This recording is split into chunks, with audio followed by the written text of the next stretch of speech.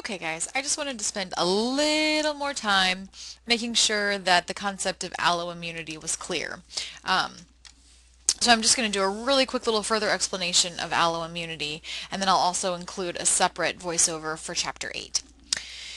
So again, the concept of alloimmunity is where we sort of left off in class this morning, remembering that there's three different types. So you can have transplant rejection, and again, this is due to often the MHC, the major histocompatibility complex. These are antigen-presenting molecules, like the ones we talked about a couple of weeks ago in class, that are found on the outside of all of our cells.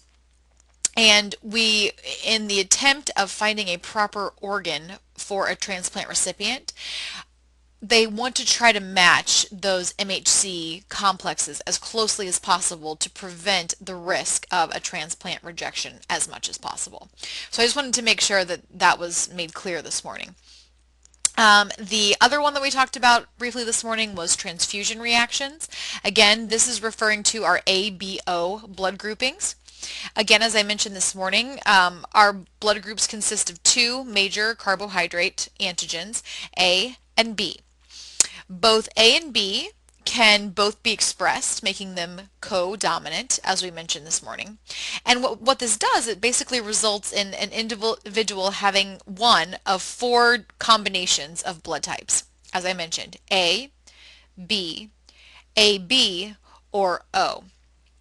And what this means, when you're talking about someone having A blood type or B blood type, is that, for example, for type A, the red blood cells of this particular individual of a blood type A have A antigens on them and therefore have antibodies against B floating in the blood. And that's what I was trying to say this morning when we were looking at this slide. So the type A people actually have A antigens on the surface of their red blood cells, of their erythrocytes, and then they therefore have anti-B antibodies in the serum.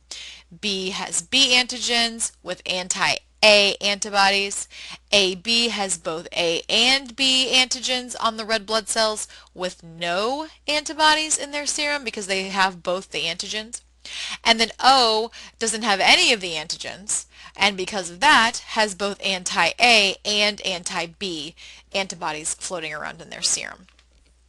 So that is why an individual cannot accept blood that does not match either their antigen/antibody combination. So again, in the example that I was just starting to talk about, the red blood cells of a blood type A person have A antigens and antibodies against B, and then vice versa. O contains neither antigen but has both antibodies, and that's why we said that type O individuals cannot accept blood from any other blood type, but they're the universal donor because they have no antigens on there for an antibody to sort of fight against. And then same thing, a universal recipient is AB because they lack both the anti and the anti-B antibodies, so they can obtain any type of blood without having a reaction. Okay, so that was the conversation of blood types. If those blood types do not match up, you then obviously result in a alloimmune reaction. And then the last one that we have not talked about yet is this issue of Rh incompatibility. And Rh is referring to the D antigen expression of either Rh positive or Rh negative. So we can certainly have A positive, A negative, B positive, B negative, etc. And we're talking about Rh, we're talking about is it either positive or negative. When you have Rh incompatibility, the biggest situation in which we see Rh incompatibility is in something called hemolytic disease of the newborn. Let's talk a little bit about this. When this occurs is when you have an Rh negative mom who is pregnant or delivers an Rh positive baby. So let's talk a little bit about this. An Rh negative mother who is pregnant with an Rh positive fetus will obviously then, into the pregnancy, end of gestation, have and deliver the baby.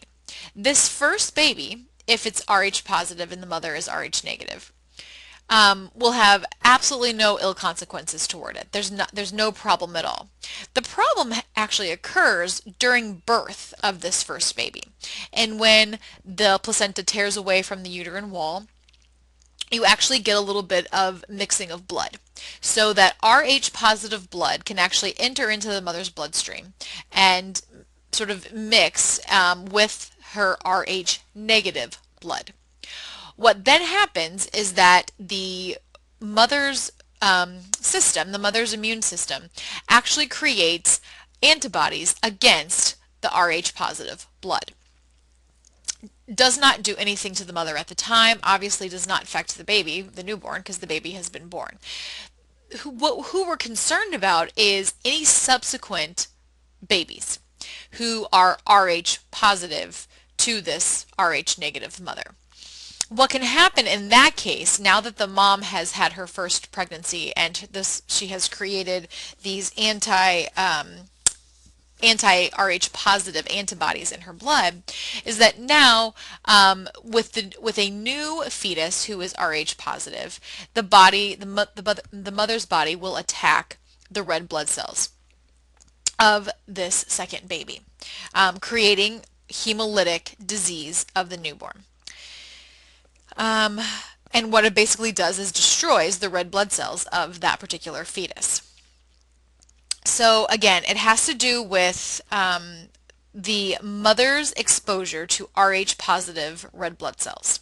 And again, it's caused by immune globulin D alloantibodies that are produced by these Rh negative mothers against red blood cells of Rh positive fetus. Now, there certainly is something we can do to sort of counteract this.